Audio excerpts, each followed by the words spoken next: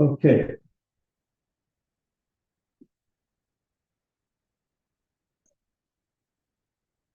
we are on the bottom of Zion of a base, 27b, the last lines. What we were talking about, the Gemara had a question. If you have a temporary, there was a rabbi, Rabbi Eliezer.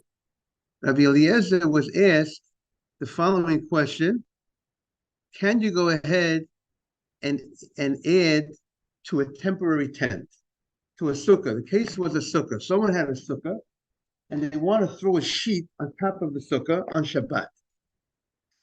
And the Gemara here is not discussing the issue uh, of maybe you're invalidating the schach by throwing something which is not kosher schach on top of the sukkah. Um, for some reason, they weren't concerned about that problem, that the sheet should invalidate the sukkah because you're throwing not kosher, sheet is not kosher schach.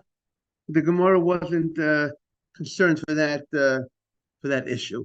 But what the Gemara was concerned was, I mean, really, at the end of the day, the Gemara says the case was it was not the holiday of Sukkot, it was, let's say, the holiday of Shavuot.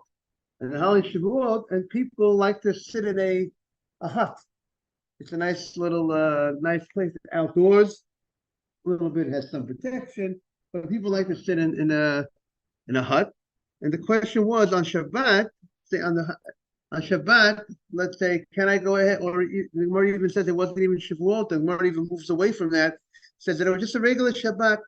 On a regular Shabbat, is it the rabbi? One of the malachot of Shabbat is you're not allowed to build a permanent structure. Building bona is one of the malachot of Shabbat.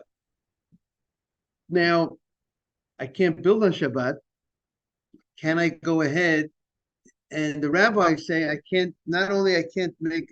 Rabbi said that we have to make a fence. You can't make a temporary structure on Shabbat. If I'm going to build a temporary structure, I'm going to put up a structure. I'm going to put up some walls with a canopy, with some sort of money at it. I'm going to put some sort of roofing, even though it's temporary. 4 poles and some sort of sheet on top. I can't do that on Shabbat because I've made a temporary structure. If I make a temporary structure, I might come to go ahead and make a permanent structure. So that is the issue that the rabbis Mr. Haber. That is the issue what the rabbis created a fence. Then the question, the Gemara is, what about adding on to a temporary? What about adding on to a temporary structure? If I go ahead. A sukkah, let's say by definition, is really let's say it's a we're going to say it's a temporary structure. I have a certain type of canopy, and I want to throw something on top of that temporary structure. So is that a problem? I'm not creating a temporary structure, but I'm adding to a temporary structure. Is it clear the question? That was the question, and the Rabbi Eliezer did not want to answer the question. He didn't want to answer the question. And the reason why he didn't want to answer the question was because he only was, as long as his rabbi was alive, he didn't want to say any ruling that was not stated by his rabbi. If his rabbi said it, he would tell you what his rabbi said. But to say his own thing, he didn't want to say his own thing, and that's how one of the commentators explained until his rabbi passed away. Once his rabbi passed away, then he's ready to say his own thing. It could be out of respect for his rabbi. He didn't want to give his own ruling when his rabbi was alive. Is that clear, Adam? That was Rabbi Eliezer. In the Gemara questioned Rabbi Eliezer, and they asked, why you, Rabbi Eliezer?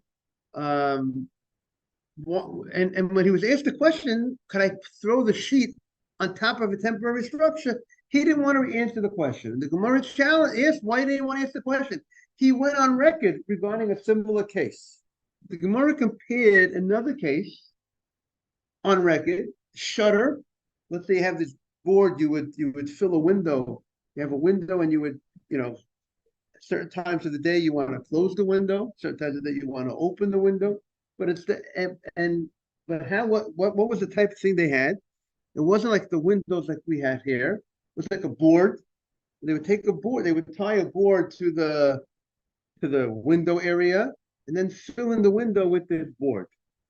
And the question is, can you do that on Shabbat? Are you allowed to go ahead and take this board on Shabbat and fill in the window? Now it's a now the board comes in, it comes out.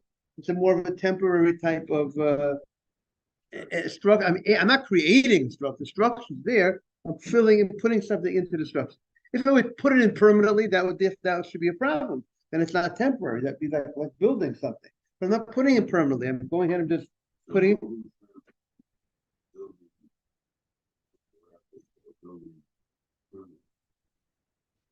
Not allowed, right? To create a structure, building a permanent structure, temporary structure, I'm not allowed on Shabbat. Adding to a temporary structure, that was the question of our Gemara, and the Gemara said that Rabbi Eliezer went on record and he says, if in order for you to add to a temporary structure, or really his case is even a permanent structure, the case would be if you have a shutter, a board, and the board is tied to the window, and it's not hanging. Good morning, Mark. Boy, Rabbi. If the board is tied to the window and is also raised above the ground, it's not on the ground itself, it's not dragging on the ground, then you could go ahead. Rabbi Eliezer says, since it's attached to the window and it's clearly it's clearly everybody sees that it's attached to the window because it's not dragging on the floor. So therefore, you could go ahead and place it into the window, because that's not considered like you're adding to the structure, because it's obvious that it's like it's already there already. It's been attached before. It's been tied before. It's not that you're creating something new. So therefore, that's acceptable according to Rabbi Eliezer. But if it's not both tied and above the ground, but if it's dragging on the ground, then it looks like it looks as if you're taking something that's not tied and adding to the structure. If it's tied and it's above the ground, so it's quite obvious from one assignment to everybody, it's tied. But it seems like this is how one of the commentators explained, even if it's tied, but if it's all the way on the ground, so it looks separated from the tie. When something's tied and right near the item, you can see, good morning, let's say something is tied to, I have something tied to over here, and it's hanging right very nearby, it's clearly tied. But if it's all the way on the ground, sometimes it's not really so recognizable, and therefore you can't go ahead, morning Max, and take the item that's on the ground if it's already drained and put it into the window. That's the opinion of your list. The Chachamim say, bein kach or bein kach, the Chachamim say it's not a problem. The Chachamim say, and there's a difference of opinion what the Chachamim say. Either the Chachamim say, even if it's suspended above the ground, it's fine. Sorry, even if it's dragging on the ground, it doesn't have to be all the way that it's so clearly obvious to everybody. As long as it's tied, it doesn't have to be raised above the ground. It could be even dragging on the ground. That's one understanding in the Chachamim. And there's another understanding of the Chachamim that even if it's not even tied, since it's something that comes in and out, some understand the Chachamim hold that also would be kosher. Clearly, it's a temporary thing. It doesn't look like and when we say the principle behind here is that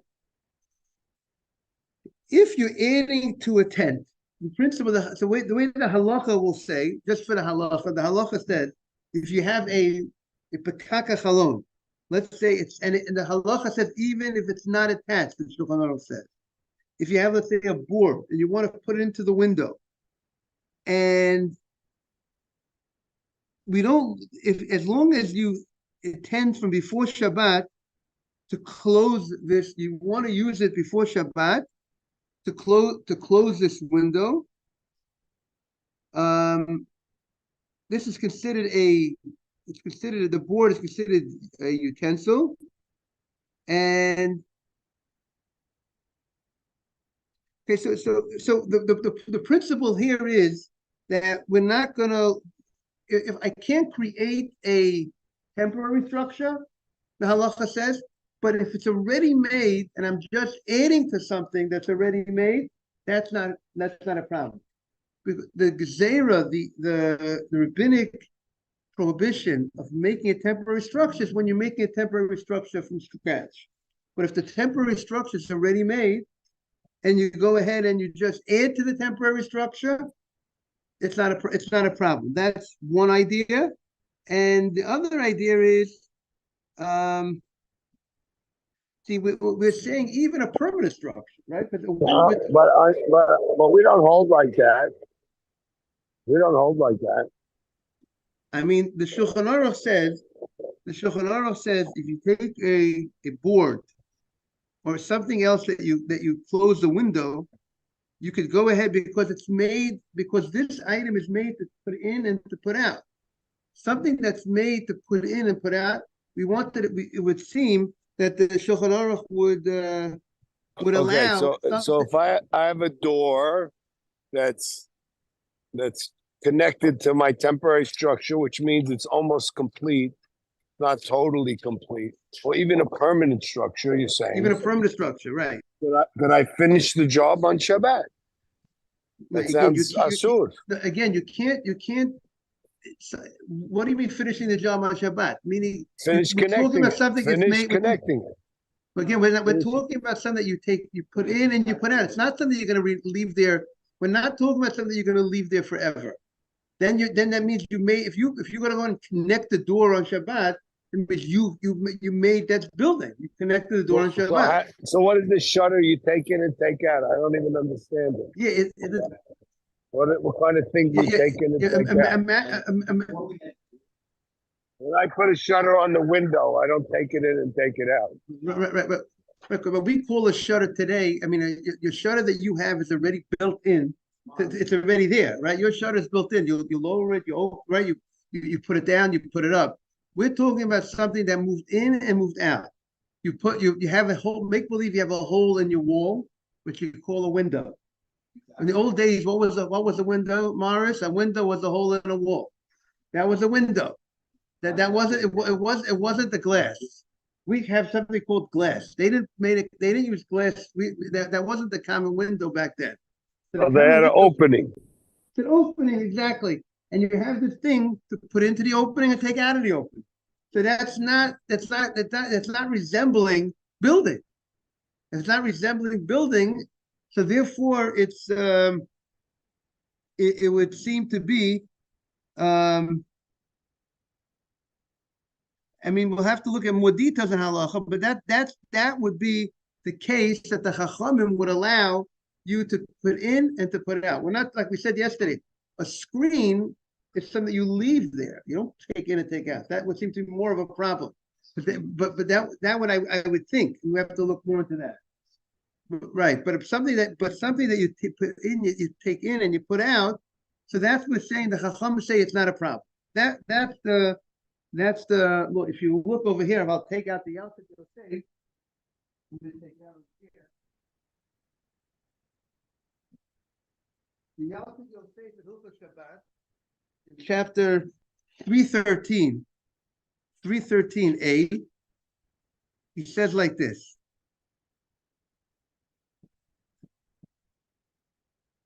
He says, let's take it out over here. No,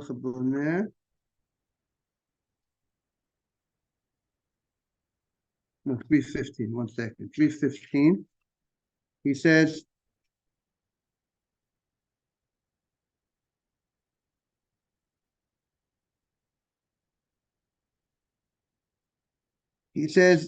it's forbidden to make a canopy on Shabbat or Yom Tov. The Torah prohibits the creation of a permanent OL, but rabbinically, the rabbis prohibited making any temporary OL as well, if it consists of a canopy spread like a roof. So if you make something that you have some sort of, if you go ahead and you put a sheet on a doorway, that's no canopy. A sheet on a doorway, which is made not to remain permanently, that's not a problem. But if you're going to go ahead and you're going to put a sheet over your head, you're going to go ahead and put a temporary thing over your head. That would be, I mean, you're creating something that's not there before. The tent is not there before. You have if I want to go ahead and set up on Shabbat, take 4 poles and put a sheet on top of the poles, that as a canopy, that would be a problem. That's what he says. Forbidden on Shabbat to spread a mat attached to 4 poles, even if it's only a temporary measure, if you want to give protection from the sun. He talks about. Now he also I'm struggling to see the difference between what and what. Between this temporary sheet over pieces of wood, which you're calling a canopy, which it's easy to see that's asud, and now to take what we could call today like Venetian blinds, because they're on a string and they're, you put them up, you could take them out. Shutters to me is the wrong word, because shutters are a fixed box in place and the wood slats never leave. So it's part of the structure once you're done with it. But a blinds, I could put blinds and take them down, and that's seemingly okay. Right, because I don't understand how the blinds are okay. Again, the blinds are already your blinds are already attached. You're not attaching blinds. First of all, the blinds are attached.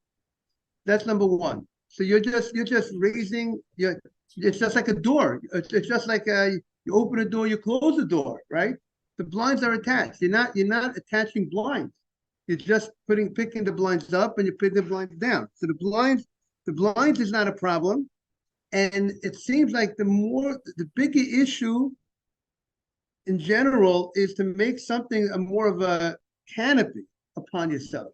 To make something, to make some sort of temporary cover. We seem to, in halacha, makes the distinction between making a temporary something that's like more like a wall. I mean, something that's not a sheet, like we said, something that's going to go ahead and you're going to put on and you're going to take off, is much different than putting a sheet on top of you. The halacha is much more strict to put anything to create a temporary tent. Maybe that resembles a structure. That's more a binyan, a building. Maybe the rabbis were more concerned about something that has a canopy over you. When you create a canopy over you, more than if you go ahead and you put something like a side thing that's temporary, like a sheet. Therefore he makes a distinction. He says you can't spread on Shabbat. Thank you so much for joining. You can't spread on Shabbat a mat attached to 4 poles, even if it's only temporary to protect you from the sun. You want to place something on top of you, problem. But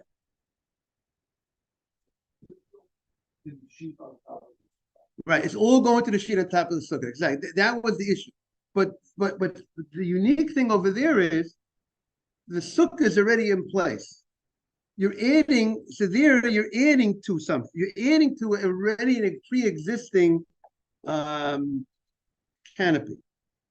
So the halacha is lenient when you already have something already spread. You want to add temporarily, you want to add to that. That the halacha would allow. So technically the halacha, there wouldn't be a problem if they even discuss what you have a baby carriage and you go ahead and you open up that thing on the carriage to go ahead and cover the baby. So some say there's no problem because it's made to open and close. You're just moving something that's already there already. It's attached already. I'm not creating anything. Others say that I should leave it open. Some say a tefach, leave it open. Once I have it open between 3 and 4 inches, he says 3.1 inches. then you could always add more. You always could add more, but interesting, the same way you can't create a new temporary tent, you can't totally remove a temporary tent. Then if you want to close it, you should leave it open, a tefach.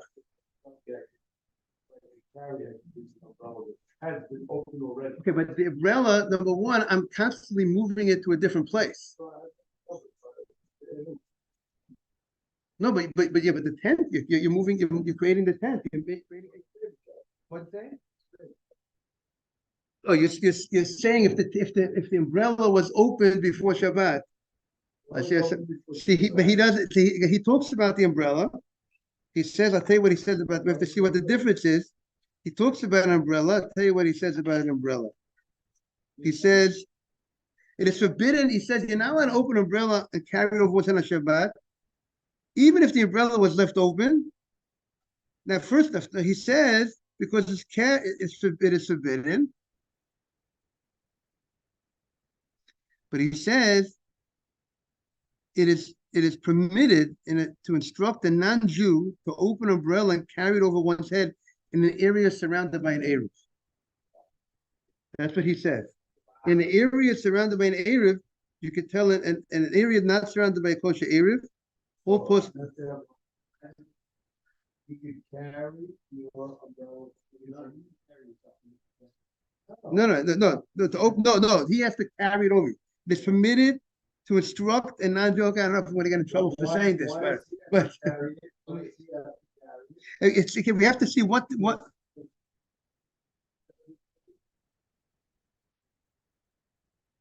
not under your color. Wait, so if my woman opens it, he has to carry.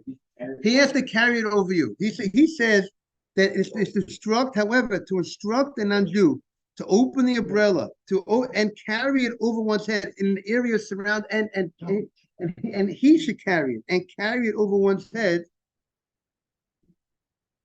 He sounds like he's carrying it over. But he said before, even if umbrella was left open before Shabbat, it's forbidden to carry it over one's head on Shabbat. That's what it seems like. Okay, but I don't. But he says there's room to be lenient. It's not he's telling you should be lenient. But if there's room to be lenient in such a situation, okay, we have to address Mark's issue between what's the difference between the baby carriage and the umbrella. But so the halacha allows once something is already it's open a certain amount, it says then you can go ahead and extend it. So back to our Gemara, where we're focusing on the Gemara here is talking about the more strict opinion that says that you need to have both in order to go ahead and to put the board into the window. The board has to already be tied to the window beforehand, and it also has to be raised above the ground, not dragging on the ground. So it's clearly apparent that it's attached, like it's part of the building already. You're not like creating anything new. So why is it by the case of the sheet? The case of the sheet, it was not attached to the sukkah. So if Rabbi Eliezer went on record, says that if it's not attached, it's no good. It's a problem. The rabbis would make a decree that you shouldn't create such a thing. So why is it that he said that he didn't want to give an answer to the question? They asked him the question. They said, am I allowed to go ahead and place a sheet over the sukkah? And Rabbi Eliezer did not want to answer the question. But the Gemara's question is that since he already went on record that you can't go ahead and fill in the board into the window, so he already said that a temporary type of tent, a temporary type of thing you can't go ahead and do, even though you're doing it to a pre-existing structure. So too, he should know that I can't go ahead and put a sheet on the sukkah. The same way you can't put the board in the house, in the window, you should not be able to put this is the machmir opinion, right? This is the stringent opinion. So Rabbi Eliezer, who the halacha doesn't follow, since he requires, so why didn't he answer the question? Since he clearly stated that you cannot put something that was not tied beforehand into the structure, so the sheet wasn't tied beforehand. So he should have said that you can't go ahead and add the sheet to the structure. So the Gemara answers. Now we're on Chaf Ches Lamed Aleph, 28a.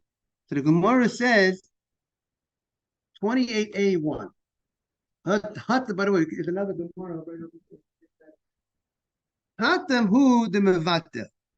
Over there is that when you go ahead and you place the board in the window, so to speak, it's there for the duration of the time that it's there. It's like part of the building, right? You filled in the gap with this board. It's true. I plan on taking it away, but it's a beautiful fit. It looks like it has some resemblance of some sort of, you built something, you filled in the gap. But when you have a sheet on top of a sukkah, the sheet is not a clean fit it's not a clean fix into the sukkah. It's very clearly apparent that the sheet is independent of the sukkah. It's like it's clearly an addition that's not really such a part and parcel of the sukkah. So therefore, he didn't want to say that it's definitely prohibited to throw the sheet on top of the sukkah, but that's called I'm adding to a structure. But it's very apparent to the eye that it's not connected to the structure. So that's why, therefore, he didn't have clarity to know whether I'm allowed to throw a sheet on top of the structure or not. We would hold it's not a problem because it's already, since it's already the already a tent, it's already a cover. You're just adding to a cover that's already there. If you go ahead and from scratch throw a cover over you, we said that's a problem. I can't on Shabbat create some sort of, they discuss on Simchat Torah. Simchat Torah, what do? You put the talit on, they create some sort of, right? They put on top of the people the talit, and it's like some sort of a chubah. So that they say is not a problem. And they have to, because they're not doing that to protect underneath. You're just doing that some sort of, for some sort of honor of the Torah. What do you say? So even if I can't make a tent inside here now, there'll also be a problem. But that they discuss that issue. They bring down that in many communities, it calls on Simchat Torah. All the little children are called up together to have the Torah read for them, and several adults stretch a talit over their heads while one child recites the blessing of the Torah. This is permissible, and it does not infringe on the prohibition against spreading a temporary oil on Yom Tov or on Shabbat. This is because the talit remains held up by. So he says, what's the allowance? Number one, it's held up by the hands of the people, and also it's not meant to protect the space underneath it from sun and rain. It's not used, and it's spread over the children for the honor of the Torah only. This is true even when Simchat Torah called on a Shabbat. So that's not a problem. But if I want to put some sort of thing, I want to protect myself from the sun, from the shade, or from the sun or some other, from the rain, that would be a problem on Shabbat. Okay, so the Gemara says, Tana Rabbanan, and on Yom Tov. The problem of making a tent is both applies both to Yom Tov and both on Shabbat.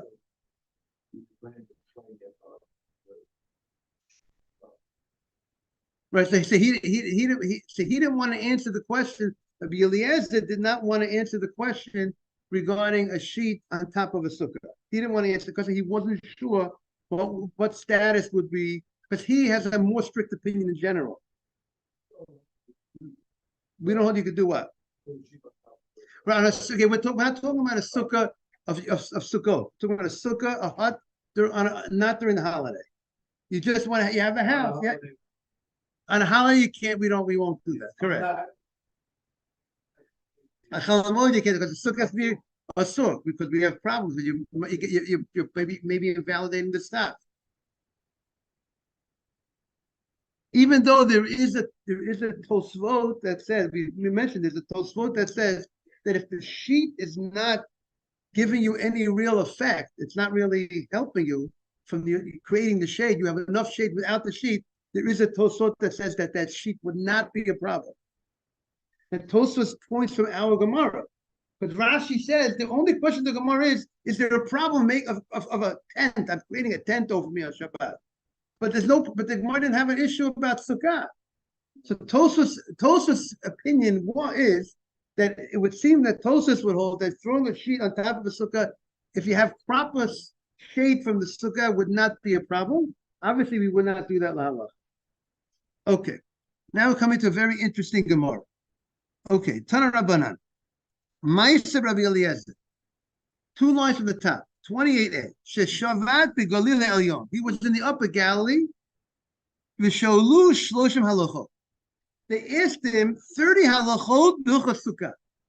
30 halachot regarding the laws of Sukkah. Shnei Esrei Amar Lehem Shemati. For 12 of them, he says, I heard my rabbi speak on 12 of them. Shmona Esrei Amar Lehem Lo Shemati. 18 of them, I did not hear 18 of these. You had 30 questions. I only heard 12. The other 18 questions that you brought to my attention, I never heard these questions. My rabbi speak about them. Since I didn't hear my rabbi speak about them, I'm not giving any answer on the question. Rabbi Yossi Bar Yehuda Omer Chilaf Hadvarim. Rabbi Yossi Bar Yehuda says the opposite. Shmona Esrei Amar Lehem Shemati. 18, he said, I heard. Shtei Esrei Amar Lehem Lo Shemati. There's a different opinion that says he heard 18 of the questions, and he has 18 answers for 18 of the 30 questions. The other 12 I did not hear, and because I didn't hear it, Simon, I'm not giving the answer. Amar lahem, amru lo. So they said to him, Kol dvarecha ina ela mipi hashmuah. Everything you say is only what you heard from your rabbi, which some understand that they're really questioning his diligence. That what you only, I mean, you're the way I'll show you how one of the commentaries explained. I mean, let's see how. Look at one of the commentaries over here. They say like this.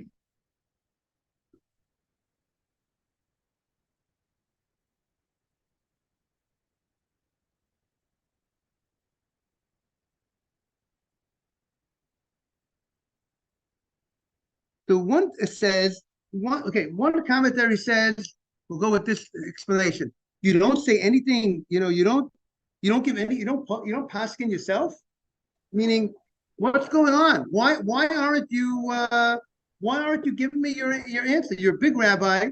Good morning, Jaime. You're a big rabbi. Why aren't you giving your own? Why aren't you giving me an answer?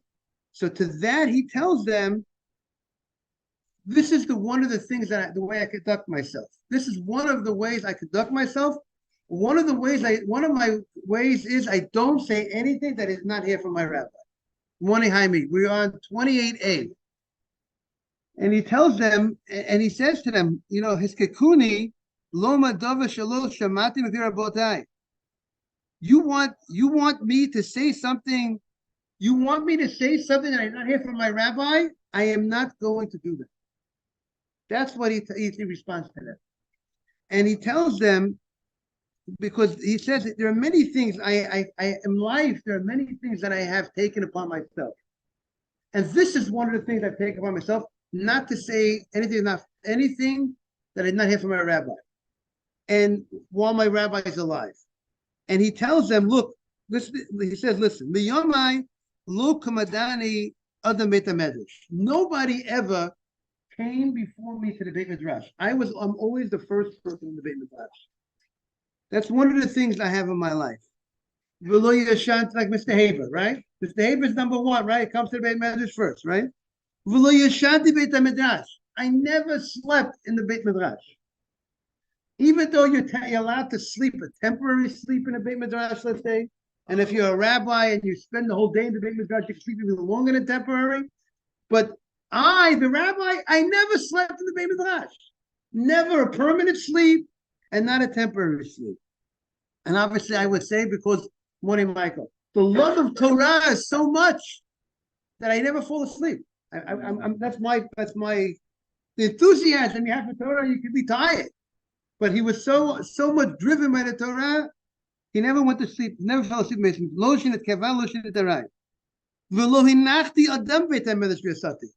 I never left someone in the Beit Midrash, and I left after him. I left before him. I never left someone in the Beit Midrash. When I leave, I'm the last one to leave. First into the Beit Midrash, last to leave in the Beit Midrash. And I did not speak an idle conversation. Things that are now. What is now the Ein Mishpat Ner Mitzvah? He connects it to the law that in a shul, and I presume a Beit Midrash also, that you're not supposed to talk and act in a way that's not serious fashion, because it has to be serious talk in a Beit Midrash. You're in a holy place. But I would say that maybe he doesn't say I did not talk idle conversation or in the Beit Midrash specifically. The Gemara says he didn't say I didn't speak Sichas Pulin. Could be ever. But in general, he never spoke things that are just waste of type. Oh, right. So he's explaining to him, you're asking me to say you want to know why I'm not giving my own answer to the question. So my response is because this is one of the ways. This is the way I have certain ways I conduct myself in life. I have certain principles in life. And this is one of the ways I live my life. And he tells him the other things he does. Now I don't think he's telling him everything else he does to boast about himself. I presume he's trying to. One of the things he's doing is also telling them how they should learn from him. They should be that type of a person and therefore they should respect also this thing that he doesn't say anything that he's not hear from his rabbi. And the last thing he says, and this is also one of my things. I don't say anything that's not hear from a rabbi.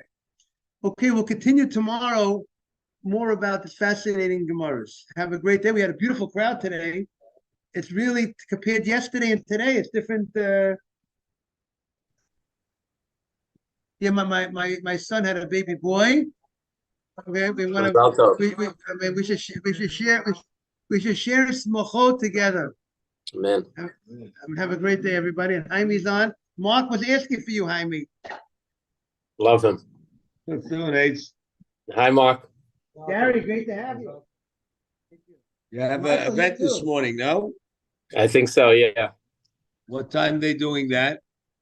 I'll check and text you. Okay. You coming to shul or you go? I don't know. Going TBD. Straight there. TBD. TBD. Okay, Ronnie's keeping it home?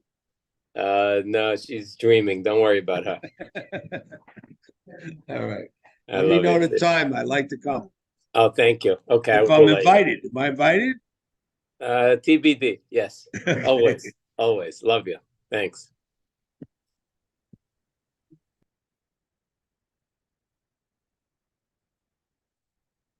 All right.